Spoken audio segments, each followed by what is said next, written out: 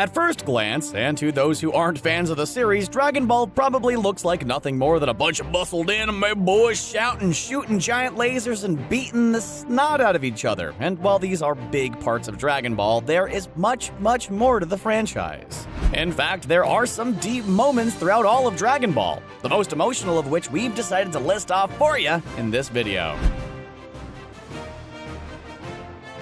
Starting off, we had to lead with easily the most emotionally devastating moment in Dragon Ball Z, possibly in the franchise, at least in relation to Vegeta. Of course, we're talking about his sacrifice during the Buu Saga, a selfless choice he made after previously giving in to his darkness. This is one of the reasons why the moment was so devastating. Only a short while before Vegeta sacrificed his life, he turned back into the monster he once was. But upon escaping Babidi's control and gaining a hold of himself, he made a heroic redeeming choice. By releasing all of his energy at once, Vegeta created his final explosion, a self-detonating attack that actually managed to splatter Majin Buu's body all over the battlefield. The saddest part of the whole ordeal being the goodbye that Vegeta gave to his son before facing Buu. While holding Trunks for the first time since he was an infant, Vegeta told him how proud his son made him before going off to sacrifice himself for the sake of the world he once wished to destroy.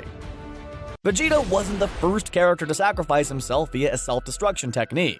In fact, back when he was still a villain, Chaozu did the same exact thing in an attempt to rid the Earth of the Saiyans, making for another one of Dragon Ball's most emotionally devastating moments. A lot of devastating moments happened during the Saiyan Saga, especially in the time in which Goku's friends were waiting for him to arrive and save the day, which became a bit of a trend in the franchise because Goku is chronically late to everything.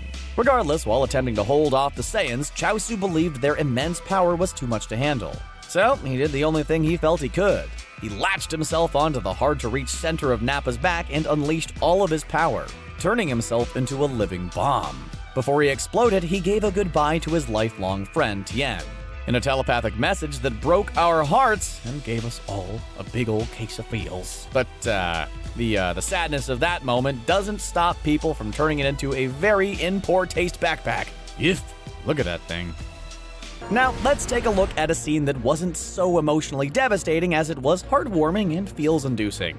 Goku's return to Earth. After having been dead for 7 years, Goku returned to Earth for the World Martial Arts Tournament. Of course, fighting would bring him back to life, and once he arrived, he reunited with all of his loved ones. As Goku said hello to his friends and family, there were plenty of tears of joy, especially from Krillin and Chi-Chi. It truly was one of the most emotional reunions in the series, but this scene had an even more emotional moment, when Goku met his second son Goten for the first time.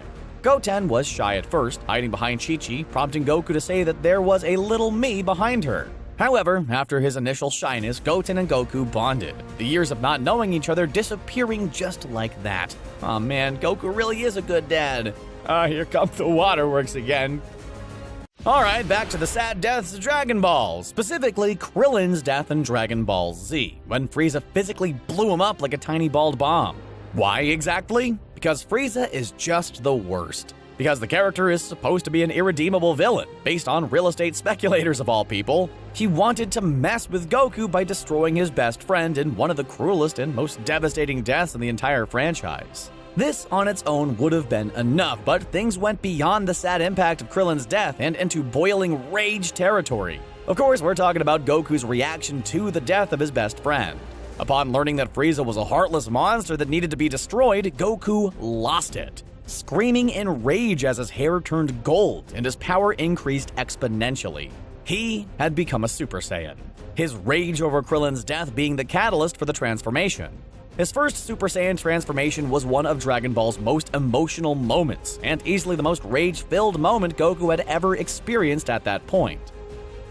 One of the best parts of the Dragon Ball franchise is watching villains change from bad guys into kind-hearted heroes. One of the best examples being Piccolo. Piccolo, who was originally known as Piccolo Jr., was once dead set on taking out Goku and taking over the world. But this started to change during the Saiyan Saga. For one thing, he helped Goku defeat Raditz, but what truly cemented his change into a good guy was the kindness of Gohan, who Piccolo had taken on as a pupil in order to train him to fight the Saiyans. During their training, Piccolo began to be a bit less abrasive, a knight by the fire with Gohan making him realize that he wasn't a monster to everybody. Because of this relationship he had formed with Gohan, Piccolo made a selfless sacrifice that still stands as one of the saddest deaths in the entire franchise. As Nappa aimed his attack at Gohan, Piccolo stood in front of the young warrior and took the full brunt of the attack, dying soon after, thanking Gohan for treating him like a friend, rather than a monster. Look, we get it, this scene has become memed and made fun of for probably a decade at this point, but beyond the Yamcha's weak jokes and countless character gets cratered meme comics, this scene actually carries a lot of weight. For one thing, Yamcha was too strong for the Cyberman in a fair fight, so it blew itself up as a last resort. So he's up on the assumption that Yamcha's a big old weakling. As for the emotional devastation of this scene, think about how terrifying and horrible this must have been for the Warriors of Earth. Yamcha was the first to die at the hands of the Saiyans, and he had been a friend to many. So seeing him get cratered was absolutely devastating at the time, both because the Z-Fighters had lost a friend and because his death showed just how outclassed they were, making the situation appear much more dire. Sure, Yamcha might not have been the strongest warrior in this moment, but that doesn't make his death any less devastating or emotional. First-time transformations in Dragon Ball are intense, as evidenced by Goku's first Super Saiyan 3 transformation, which was pretty much all screaming. Another example of an intense first transformation was when Gohan first went Super Saiyan 2 in his fight against Cell. This was intense for two main reasons, both of which were incredibly emotional. The first reason was that Android 16 had been destroyed. The gentle, animal-loving, kind-hearted android that had decided to fight alongside Gohan and Goku stepped in to battle Cell, attempting to blow him up with a self-destruction. 16's attempt unfortunately failed to defeat Cell, and as a result, he was himself destroyed, his final moments being as just a head, which was eventually smashed by Cell. This death was pretty devastating, especially to Gohan, who lost his mind. The anger and sadness that Gohan felt at the loss of a kind-hearted person like Android 16 unleashed a power hidden within him, both because he was enraged and because he finally realized that the only way to stop Cell was to kill him. So, Gohan went Super Saiyan 2 in one of the most emotional points in the entire series. The one saga in Dragon Ball that changed everything was the King Piccolo saga. Death was now a very real threat, and if the villain wasn't stopped, the whole world would be in danger. Suffice it to say, the King Piccolo saga laid the groundwork for other villain-centric sagas to come. One of the biggest factors in this being all the deaths that occurred during the saga. Specifically, Master Roshi, Chaozu, and Krillin, who all died during the saga, making it one of the deadliest in the original series. Krillin was the first victim, being obliterated by Tambourine as a means of ridding the world of powerful martial artists that could threaten King Piccolo's rule. A particularly hard-hitting death, since his body was limp and there was blood dripping from his mouth. Next was Master Roshi, who died attempting to use the Mafuba to seal away King Piccolo once again, Chaozu following soon behind. Goku was eventually able to revive his friends, but these deaths were still absolutely devastating. While the King Piccolo saga was the deadliest saga of Dragon Ball, the Buu saga is still the deadliest saga of the entire franchise, since the entire population of Earth was taken out in the middle of it. Amongst the many deaths of the saga were Vegeta and Gohan, or at least everyone thought Gohan was dead, which was just as bad as him actually being dead. What made this assumption, as well as Vegeta's actual death, so devastating was the scene in which Goku had to deliver the news to Bulma, Chi-Chi, and Videl. A moment that absolutely wrecked us. Upon learning the news, Chi-Chi flat out fainted, losing consciousness from the emotional devastation of losing her son. Bulma was just as devastated, screaming and crying in hysterics at the news of her husband's death. Videl shed some devastating tears as well, unable to believe that the boy she had only just gotten to know had been killed. Trunks and Goten didn't take things any better, crying at the news as well. Master Roshi has only died once in the entire Dragon Ball franchise, which we covered in the King Piccolo saga entry of this video. While this was the only time the Turtle Hermit met his end, he did come close in the Tournament of Power in an emotionally devastating moment. You might be asking, if he didn't actually die, then why was this moment so devastating? Well, for one thing, Master Roshi believed the Kamehameha that he was firing was going to be his last, which is why he said a heartfelt goodbye to his students Goku and Krillin, by repeating the motto of the Turtle School: work hard, study well, and eat and sleep plenty. That's the Turtle Hermit way to learn. With these words, Master Roshi collapsed, his energy spent and his body tired from competing in the tournament. In this moment, Roshi was momentarily dead, leading Goku to rush to his side and restart his heart with an energy defibrillation. After Roshi woke up, Goku hugged him with tears in his eyes, as he was afraid he had lost his first teacher, the master that set him on the path to who he is now. And the emotion that Goku felt completely wrecked us. Gohan's Super Saiyan 2 form had given him the power needed to destroy Cell, and he came close when he managed to punch Android 18 right out of him. But of course, Cell decided to fight dirty. After reverting to his semi-perfect form, Cell acted like a real sore loser and planned to blow himself up and take the world with him. Luckily, Goku stepped in at the last minute to teleport Cell away to a place where his self-destruction couldn't hurt anyone, anybody besides King Kai, Gregory, and Bubbles, that is. While Cell managed to reform and face Gohan once more, it didn't make Goku's sacrifice any less devastating. In fact, the goodbye that Goku gave to his son and friends before teleporting Cell away was just plain heartbreaking, leaving Gohan and us in a mess of tears.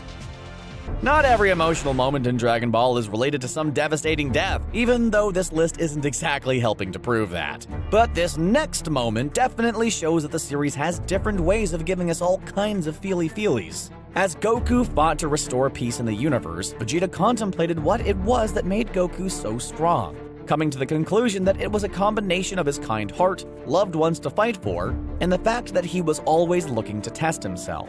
Vegeta realized that rather than fighting to push down others like he had once done, Goku instead fought to challenge himself, to get stronger for the sake of getting stronger, as well as to protect his loved ones. Vegeta's realization was a tough bit of pride to swallow, which was why this scene was so powerful, as was his observation of Goku's willingness to show mercy and forgiveness to his greatest enemies, which we perceived as a subtle thank you to Goku for allowing him the room to grow and change for the better. While Grandpa Gohan's death might have been devastating for Goku, what was even more devastating was learning that he was responsible, a revelation that came in Goku's fight with Vegeta's Great Ape form. Upon seeing the monster that Vegeta had become with the power of an artificial full moon, Goku realized what had become of his grandfather, a realization that devastated Goku. While he had to concentrate on defeating Vegeta, it was clear that Goku felt awful upon learning that he was responsible for his grandfather's death. He silently hoped that he could find a way to make it up to the man who helped him become the hero he is. One of the most recent examples of Dragon Ball pulling at our heartstrings came from Dragon Ball Super Broly.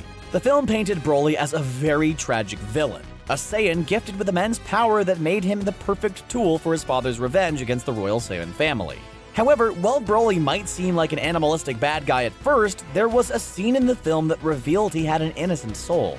The scene in question was when he told Chile and Lemo the story of the fur he wears around his waist, revealing it was the ear of a beast named Ba that he'd play with as a child, one that his father didn't like him interacting with, leading him to shoot off the beast's ear, which Broly decided to wear as a way of remembering the time he and Ba were friends. Lemo quickly commented that that was one of the saddest and most innocent stories he'd ever heard. And we're inclined to agree, since not only was it sad that Broly lost the only friend he ever had, but it was also heartbreaking to learn that Broly's kind soul had been buried by his father's thirst for revenge. Let's wind things down with one of the saddest moments of early Dragon Ball. Following the first World Martial Arts Tournament, Goku found himself pursuing the Dragon Balls once more, as well as the Red Ribbon Army that was seeking their power. Along the way, he came across the sacred land of Korin, where he met Upa and his father Bora. Bora was one of the first deaths in Dragon Ball, as well as one of the saddest. After mercenary Tao came to challenge Goku, Bora heroically stepped in to stop him. Unfortunately, he wasn't powerful enough to stop Tao, and ended up losing his life at the assassin's hands. This was heartbreaking for Bora's son Upa, and enraging for Goku.